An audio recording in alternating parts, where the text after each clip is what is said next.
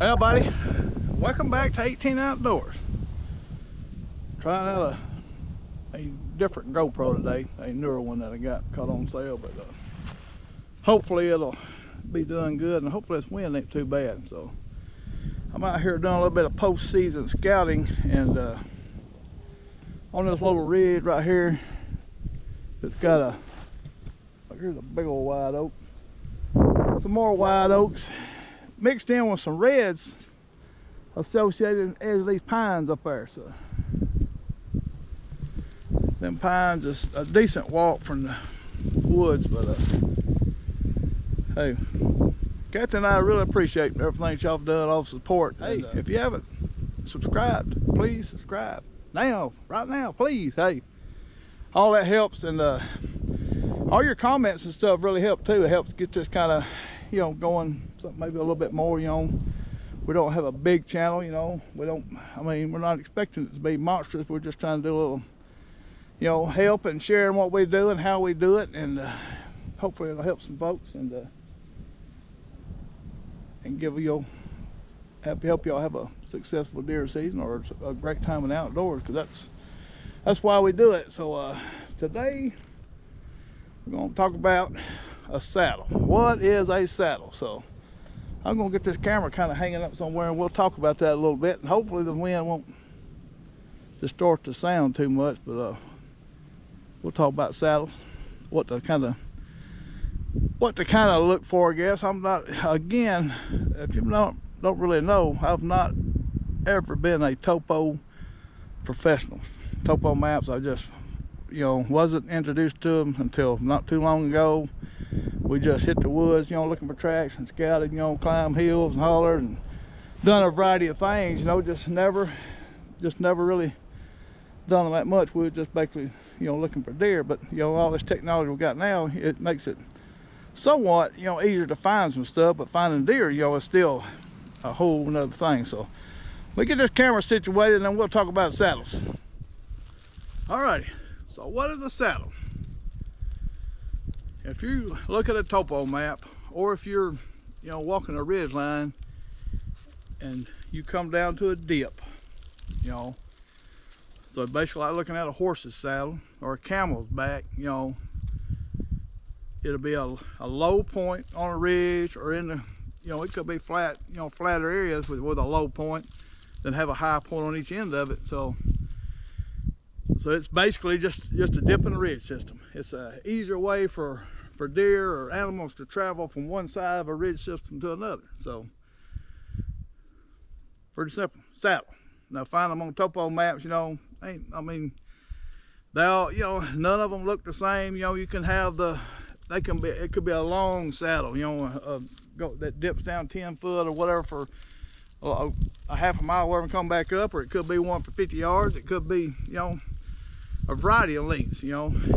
So when a post-season scouting and looking at these saddles, you know, looking out on topos, you know, is one thing, and some of the aerial views is not up to date, and I don't have a real good way of you know, or I have not learned a real good way to find recent imagery, because when you're looking at saddles or looking for saddles, you want to have, you know, the ones the deer hunt, I like, just like my creek crossing, all that, be associated with a couple more terrain features or food sources or some kind of other, you know, tree diversity, you know, forest diversity, or you know, cutover diversity. So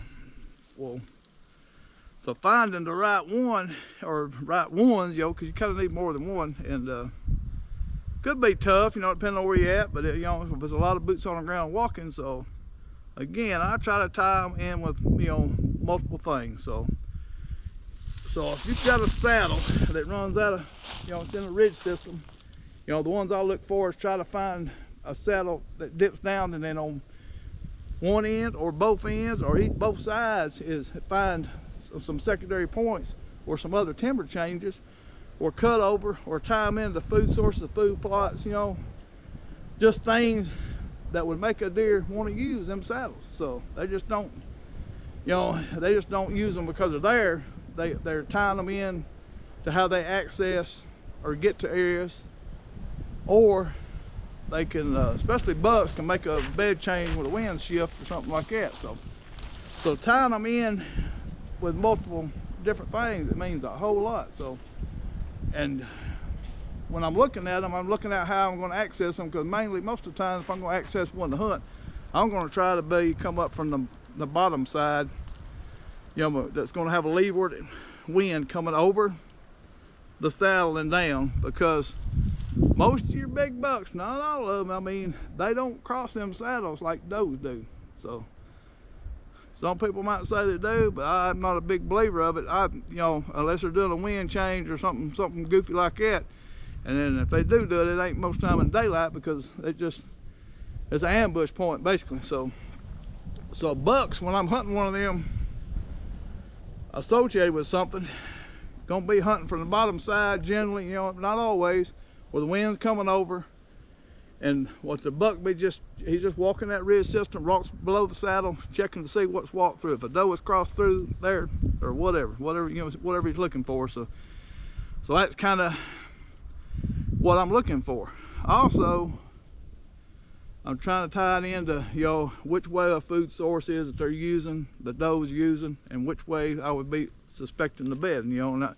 And this is going to vary from early season to rut hunting, you know. If I'm rut hunting, which most of the time that's what I'm doing, you know, it's just a few weeks that I'm, you know, early season hunting, is, you know, associating that with doe bedding, you know, and doe food sources. So, and that's just, you know, and doing that post-season scouting, like right here, I'm looking right here, there's white oaks and red oaks right here, you know. Last year, bust, nothing. Got pines, you know, over there. Got a saddle that's over here on the other end, so I'm kind of looking at that, you know, looking for scrapes and rubs associated with that. So, and generally that stuff is going to be on the predominant, you know, leeward wind, you know. So sure, there's going to be times that I might hunt from the top. It just depends on the setup. If I can't get to it through the bottom, or if I'm thinking I'm interfering with, you know, with the deer habitat or what they're using, you know, I might have to do it for the top and just give up the wind, you know, because you'll have a thermal switch to come up as the sun comes up, and I might catch that double. So it just, and the bucks will catch it. So it's just, and all that depends on that gum sun, you know, the clouds and different things. So, and to set up to hunt it is, you know, I try to set up hunting everything bow hunting style, you know, close tight, you know. So which side of the saddle I set up on, because you just don't want, I don't want to set up in the middle of the saddle, because it's just, that's one-way traffic. They're gonna wind blowing 30 miles an hour right now, it seems like. So hopefully y'all can hear me. But again, I'm not going to set up in the middle of the saddle. I'm going to set up on one side or the other to catch, if a buck crossed the saddle, I would catch it, and plus have the other suspected travel route, you know. So give them that two points of travel. So, and which side I decide to pick to hunt on is if it's morning, evening, or whatever. If I'm expecting it, you know, to be on the bed side or the food side, you know, generally I'm going to try to be where I'm closer to what I think is the bedding side, and that's just me. So it's just, but not, you know, not all up in it, but closer to it. So, and that's, you know, and you can, I mean, it's kind of personal choice on how you do that, but that's just me. And again, I set up everything, you know, bow style, bow range, close, because it just, because generally I'm going to have some kind of thicker habitat.